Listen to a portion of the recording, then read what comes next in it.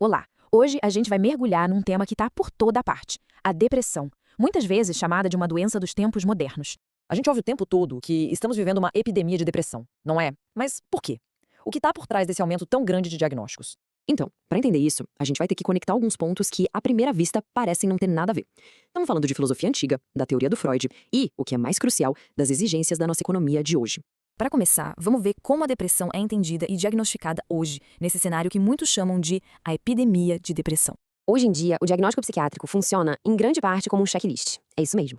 Desde uma grande revisão dos manuais de psiquiatria, a depressão é definida como uma síndrome, ou seja, um conjunto de sintomas que dá para observar.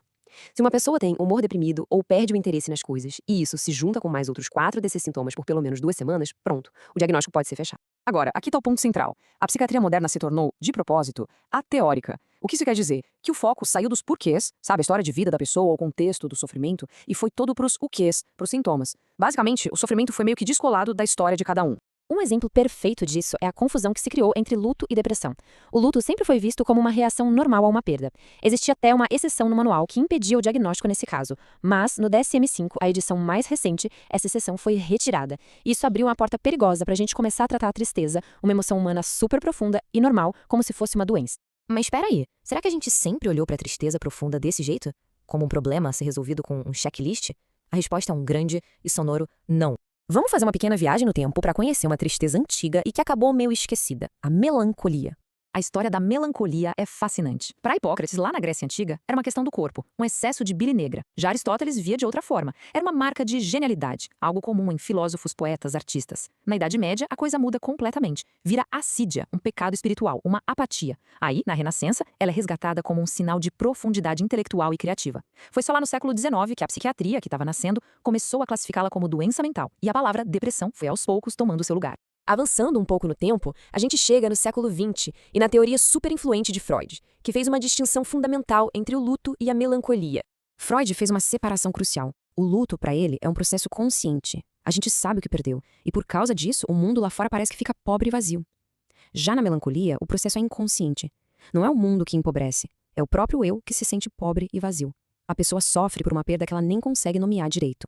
E ele resumiu isso numa frase que ficou icônica: a sombra do objeto caiu sobre o eu. O que isso quer dizer na prática? Que a pessoa se identifica com aquilo que foi perdido. A perda não está mais do lado de fora. Ela foi internalizada, virou parte de quem a pessoa é.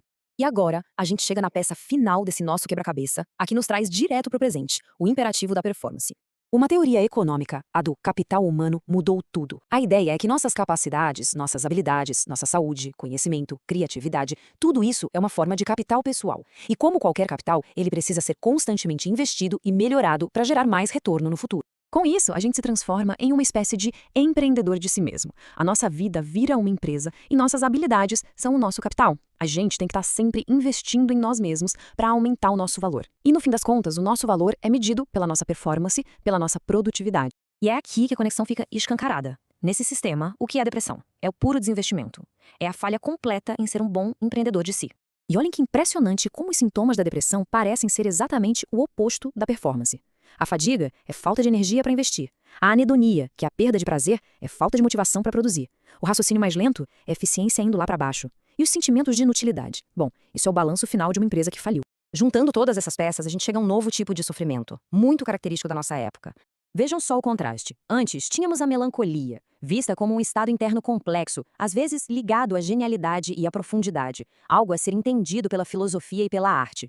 Hoje, temos a depressão, uma lista de falhas de comportamento vista como uma falha de performance e que é gerenciada com remédios e metas de produtividade. Então, para resumir a história toda, a gente acabou trocando uma tristeza que podia ser rica, cheia de significado, por uma patologia da produtividade que não deu certo. Isso tudo deixa uma pergunta no ar para a gente refletir. Se a própria maneira como a gente define o que é tristeza hoje é tão moldada pela nossa economia, o que será que a gente está perdendo no meio desse processo todo?